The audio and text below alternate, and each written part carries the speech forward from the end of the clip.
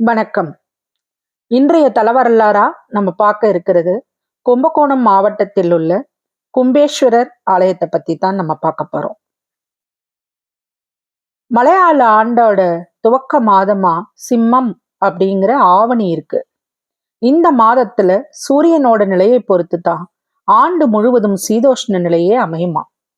அதனால தான் சூரிய பகவானை மகிழ்ச்சிப்படுத்தும் பொருட்டும் பயிர்களை அழிக்கிற எலிகள் முதலான ஜந்துக்களிடமிருந்து பாதுகாப்பு பெற நாகராஜாவை வேண்டியும் ஆவணி ஞாயிற்றுக்கிழமைகள்ல விரதம் இருக்கிறது தொன்று தொட்டு இருந்து வரும் பழக்கம். உலகம் அழிஞ்ச போது உயிர்களை மீண்டும் இந்த உலகத்துல படைக்கணும் அப்படிங்கிற எண்ணத்தோட சிவபெருமான் பிரம்மா மூலம் படைப்பு கலன்களை ஒரு கும்பத்துல வச்சு காப்பாற்றினாராம். அதனால்தான் கும்பேஸ்வரர் அப்படின்னு பெயர் பெற்றார். கும்பகோணத்துல அருள் பாலிக்கும் இவரது தலத்திலும் ஆவணி ஞாயிறன்று சிறப்பு பூஜை நடைபெறுமா. இத கோவில் 2000 வருடம் பழமையானது. நாரதர் இந்த கோவிலுக்குன்னு தலப்பெருமை இருக்கு.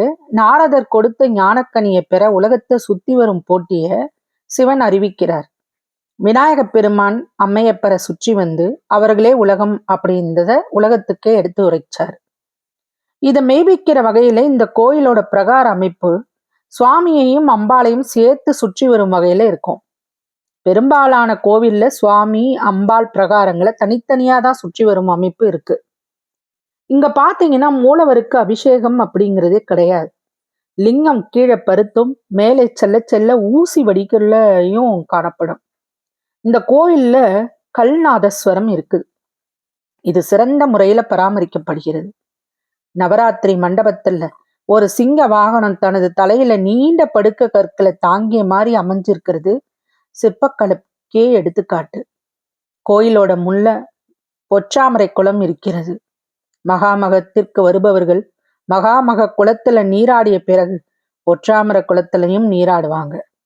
நவ கண்ணீரான நதிகள் மகாமக குளத்துல நீராடிய பிறகு பொற்றாமரை குளத்துல நீராடினாங்க அப்படிங்கிறதும் ஐதீகம். வெளிப்பிரகாரத்துல கும்பமுனி சித்தர் அருள் பாலிக்கிறார். இவரை வணங்குனா கிரகதோஷங்கள் அனைத்தும் நீங்கும். இந்த அம்மனுக்கு மங்களநாயகி அப்படின்னு பேரு. மந்திர பீட நவத்தால் ஆகிய திருநாமங்கள் இங்கே அம்மாவுக்கு உண்டு. சம்பந்தர் இவளை வளர்மங்கை அப்படின்னு அழைக்கிறார். சிவபெருமான் தனது திருமேனியில பாதிய அம்மனுக்கு வழங்கியது போல தனது மந்திர சக்தியில 36,000 கோடியே இந்த தலநாயகிக்கு வழங்கி இருக்காராம். அம்பாளுக்கென 36,000 கோடி மந்திர சக்திகள் இருக்கிறதுனால 72,000 கோடி மந்திர சக்திகளுக்கு அதிபதியாக மந்திர பீடேஸ்வரி அப்படிங்கிற திருநாமமும் பெறுகிறாள். அம்மனுக்குரிய 51 சக்தி பீடங்கள்ல இந்த தலம் முதன்மையானதாக கருதப்படுகிறது. அம்மாள் மஞ்சள் பட்டு உடுத்தி முகத்துல மஞ்சள் பூசி குங்கும திலகம் இட்டு அருள் பாலிக்கிறத பார்த்து கொண்டே இருக்கலாம். இந்த ஊரோட நடுப்புற 3 ஏக்கர் பரப்பளவுல மகாமக குளம் அமைஞ்சிருக்கு. பிரளய காலத்தின் போது அமுத குடத்தில் இருந்து வழிந்தோடி அமுதத்தை பூமி தாங்குச்சு அப்படின்னு சிவபெருமான் நினைச்சதுனால அமுதம் திரண்டு இந்த குளத்துல தங்குச்சான். இங்கத்தான் 12 ஆண்டுகளுக்கு ஒரு முத மாசி மாசத்துல குரு சிம்ம ராசியிலும் சூரியன் கும்ப ராசியிலும் பிரவேசிக்கும் பௌர்ணமி நன்னாள்ல மகாமக திருவிழா கொண்டாடப்படுது. இந்த திருவிழாவின் போதுதான் கங்கை, யமுனை, கோதாவரி, நர்மத, சரஸ்வதி, காவிரி, குமரி, பயோடினி, சரையு ஆகிய 9 நதிகளும் தங்களது பாவங்களை போக்கிக் கொள்ள நீராடுவதா இங்க ஐதீகம். மகாமக தினத்தன்று இந்த தீர்த்தத்துல நீராடுபவருக்கு அவரை சார்ந்த 7 குலத்தாருக்கும் புண்ணியம் உண்டு அப்படின்னு புராணங்கள் கூறுகின்றது. சிவனும் அம்மனும் ஆதியிலை தலம் வருவதற்கு முன்பே விநாயகர் இங்க காத்திருந்ததால இந்த தல விநாயகர் ஆதி விநாயகர் அப்படின்னு போற்றப்படுகிறார். முருகப்பெருமான் சூரசம்காரத்துக்கு செல்லும் முன்ன இங்க மந்திரபீடேஸ்வரியிடம் மந்திர உபதேசம் பெற்றிருக்கிறார். இங்குள்ள கார்த்திகேயர் 6 முகம் 6 திருக்கரங்களோட இருக்கிறார். இது போன்ற அமைப்பு வேறு எங்குமே இல்லை அப்படின்னு கூறப்படுகிறது. இவரை அருணகிரிநாதர் திருப்புகழிலையும் பாடியிருக்கிறார். சிவபெருமான் பேடர் வடிவில அமிர்தம் நிறைந்த குடத்தை உடைச்சார். அதோட அடிப்படையில தான் இங்கு கிராத மூர்த்திக்கு சன்னதி உள்ளது. மகம் நட்சத்திர நாள்ல இவருக்கு சிறப்பு அபிஷேக ஆராதனை செஞ்சா விரும்பியது கிடைக்கும் அப்படிங்கிறது ஐதீகம். தல வரலாறா நம்ம என்னன்னு பார்த்தா, முன்னொரு காலத்துல தண்ணீரால உலகம் அழிய இருந்தபோது பிரம்மா தனது படைப்பு தொழிலை எங்க இருந்து ஆரம்பிக்கிறதுன்னு சிவன் கிட்ட கேட்கிறார்.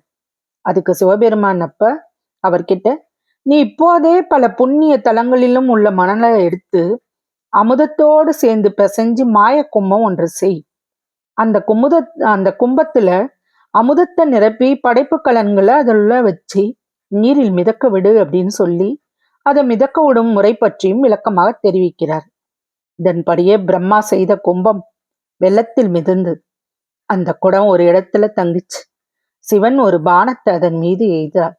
இதனால் தான் கும்பத்தின் மூக்கு சிதைந்தது. கும்பத்திலிருந்து அமுதம் 4 புறமும் பரவியது. அந்த அமுதம் வெண்மணலோட கலந்து ஒரு லிங்கம் உருவானது. இந்த லிங்கமே கும்பேஸ்வரர் அப்படின்னு பெயர் பெற்றது. அதனால தான் இந்த ஊர் கும்பகோணம்னு அழைக்கப்படுது. இங்கு சிவன் சுயம்பு மூர்த்தியா அருள் பார்க்கிறார். இந்த கோவில்ல பாத்தீங்கன்னா கல்வியிலோட சிறந்து விளங்க நினைக்கிறவங்களும், தொழில் துவங்குபவர்கள், திருமண தடை உள்ளவங்க, குழந்தை பாக்கியம் வேண்டுபவர்கள், குபேர வாழ்வு விரும்புவர்கள், மங்கள நாயகிக்கு ஆவணி ஞாயிற்றுக்கிழமைகள்ல செம்பருத்தி பூவால் அலங்காரம் செஞ்சு அர்ச்சனை செஞ்சா வேண்டியது கிடைக்கும் அப்படிங்கிறது நம்பிக்கை. சுவாமி அம்பாளுக்கு அபிஷேகம் செஞ்சும் வஸ்திரம் அணிவித்தும் நேர்த்தி கடனை நிறைவேற்றுறாங்க. இந்த கோவில் திறந்திருக்கும் நேரம் பார்த்தீங்கன்னா காலையில 6 மணி முதல் 12:30 மணி வரையும், மாலை 4 மணி முதல் இரவு 9:30 மணி வரையும் திறந்திருக்கும். இங்க சிவன் சுயம்பு மூர்த்தியா அருள் பாலிக்கிறார். 12 ஆண்டுக்கு ஒரு முறை மாசி மாசத்துல குரு சிம்ம ராசியிலையும் சூரியன் கும்ப ராசியிலையும் பிரவேசிக்கும் பௌர்ணமி நன்னாள்ல மகாமக திருவிழா கொண்டாடப்படுகிறது. இந்த கோவில் சோழர்களால கட்டப்பட்டது. சிவனோட தேவார பாடல் பெற்ற 274 சிவாலயங்கள்ல இது 89வது தேவார தலமாகும். இது விஷ்ணு சக்தி பீடம், மந்திரினி சக்தி பீடமும் ஆகும். இங்க மாசி மகத்துல மகாமக குளத்துல தீர்த்தவாரி நடைபெறும். பங்குனி மாதத்துல மகாமக குளத்துல தெப்பத் திருவிழாவும், சித்திரையில சப்தஸ்தானம் அப்படிங்கிற நிகழ்ச்சியும் நடக்கும். இந்த விழாவோட போது சுவாமியும் அம்பாளும் 20 கிலோமீட்டர் தூரத்தில் உள்ள 7 தலங்களுக்கு எழுந்தருள்வார்கள். வைகாசியில திருக்கல்யாணம், ஆணியில திருமஞ்சனம், ஆடியில 18ஆம் பெருக்கு, ஆடி பூரம், பங்குனி திருவிழா ஆகியவை எல்லாமே இங்க கொண்டாடப்படுதுங்க. மாசி மாசம் அஸ்வதி நட்சத்திரத்துல கொடியேத்தி 8ஆம் நாள்ல வெண்ணத்தாழி நிகழ்ச்சியும், 9ஆம் நாள்ல தேரோட்டமும், 10ஆம் நாள்ல மூஷிக்க மயில் ரிஷப வாகனங்கள்ல பஞ்சமூர்த்திகள் புறப்பாடும் நடக்கும். 12 ஆண்டுக்கு ஒரு முறை மகாமக திருவிழா ஆதி கும்பேஸ்வரர் கோயிலின் சார்பிலேயே நடத்தப்படும். தமிழகத்தோட மிகப்பெரிய திருவிழா இது.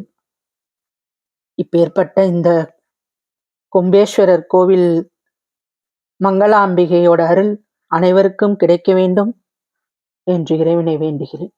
ஓம் நமச்சிவாய வாழ்க. வசியின் வாசிப்புகளை சப்ஸ்கிரைப் பண்ணுங்க நண்பர்களே. லைக் பண்ணுங்க, ஷேர் பண்ணுங்க, உங்க கருத்துக்களையும் கமெண்ட்ல பதிவு பண்ணுங்க. நன்றி.